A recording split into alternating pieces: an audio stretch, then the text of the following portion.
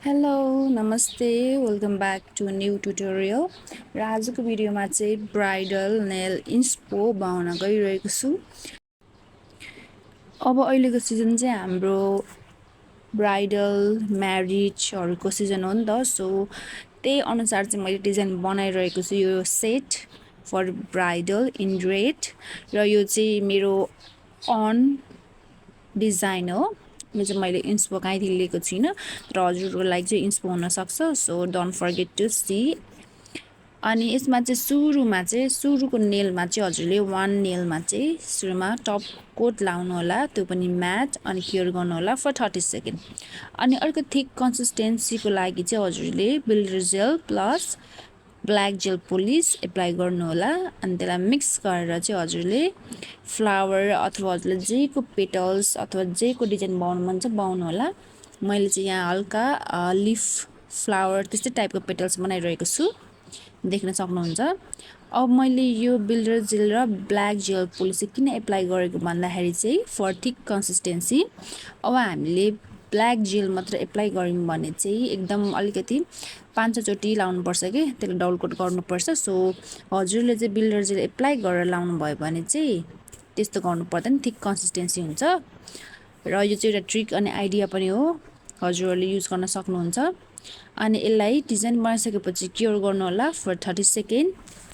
अनि क्योर गरिसकेपछि we are going to apply Chrome.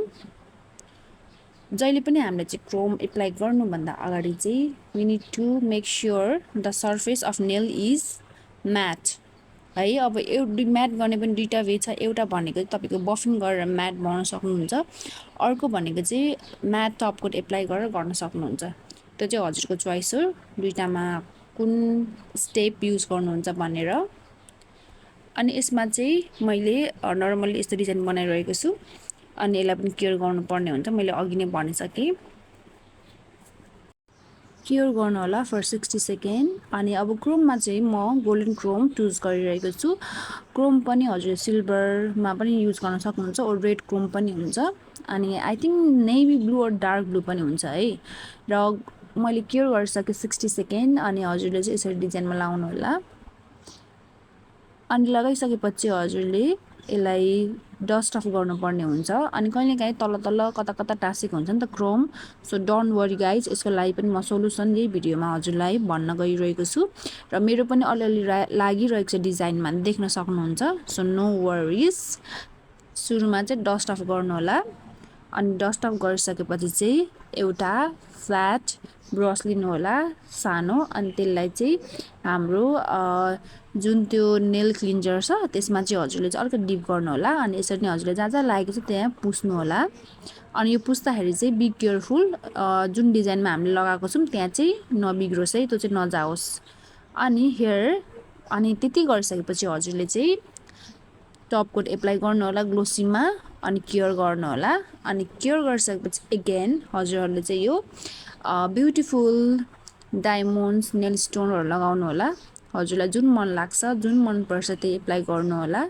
र मैले चाहिँ यसरी सानो सानो पनि लगाएको छु, त्यसलाई के भन्नु, अब सानो सानो हुन्छ कि मसिनो, त्यो टाइप पनि लगाएको छु। अनि यो नेल स्टोन पनि लगाएको छु, देख्न सक्नुहुन्छ। अनि यसलाई पनि केयर गर्नु होला फर 30 सेकेन्ड।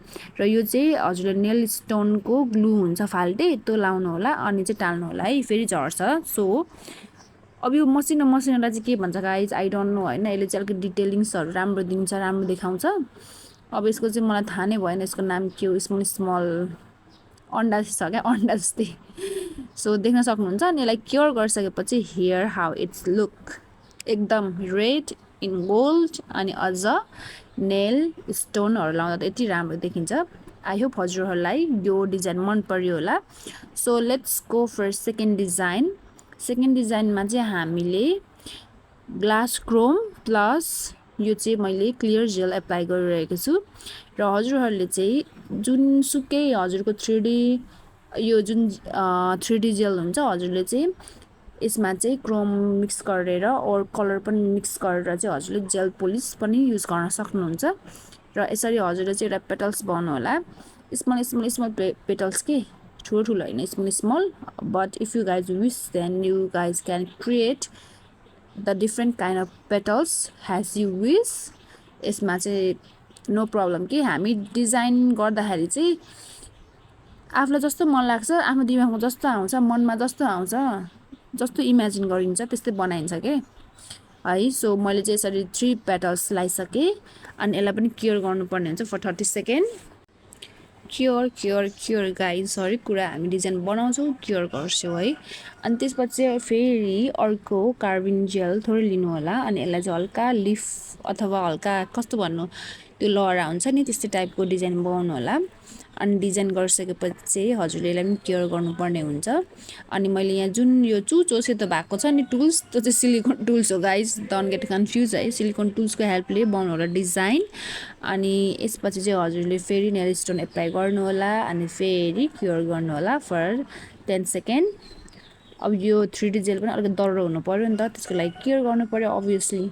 एन्ड देन अब यसको चाहिँ पत्ताको आउटलाइन गरौँ। अलिकति रेडै हालौँ न भन्ने अलिकति हुन्छ नि, रेड हाल्यो भने चाहिँ अलिकति अझ गोल्ड एन्ड रेड राम्रो देखिन्छ भनेर चाहिँ मैले फेरि रेड हालिरहेको छु।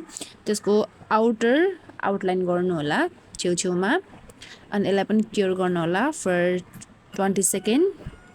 अब हजुरलाई क्योर गर्न मन लाग्यो भने 30 सेकेन्ड पनि क्योर गर्दा हुन्छ, तर यो चाहिँ थोरै आउटलाइन मात्र हो नि त। सो मैले चाहिँ 20 सेकेन्ड मात्र क्योर गरिरहेको छु अनि निकालिदिन्छु। अनि फेरि कसरी निकाल्नुहुन्छ भनेर सोध्दै हुनुहुन्छ भने 20 सेकेन्ड ल्याम्पमा हुँदैन नि त, 20 सेकेन्ड 30 सेकेन्ड क्लिक गर्छु अनि 20 सेकेन्डमा चाहिँ म निकाल्छु क्या। So that's the trick guys. It's funny तर त्यसरी नै गर्छु क्या, म जति चाहिन्छ त्यति नै केयर गर्छु, बढी गर्दिनँ। कहिलेकाहीँ चाहिँ डबल नै गरिरहेको हुन्छु, 30 120 60 गरेर हुन्छु।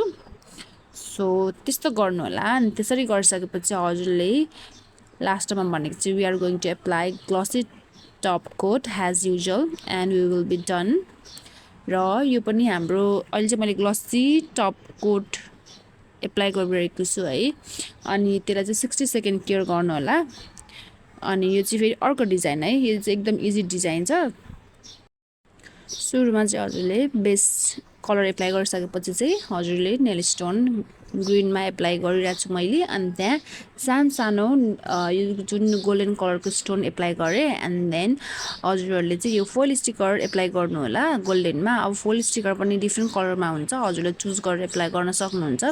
र अब यो चाहिँ फेरि दुबईको के भन्छ गोल्ड कफीमा लाग्ने त गार्निस चाहिँ होइन, यो चाहिँ फोइल स्टिकर हो। अनि यसलाई चाहिँ यसो डिजाइन गर्नु होला। हजुरलाई यदि कुनै पनि डिजाइन चाहिँ कुनै पनि प्रडक्ट चाहिँ हजुरले जसरी पनि एप्लाई जसरी पनि डिजाइन गर्न सक्नुहुन्छ कि, द्याट्स डिपेन्ड अपन यु। र मैले चाहिँ यसरी डिजाइन गरेँ एकदम इजी अनि सिम्पल।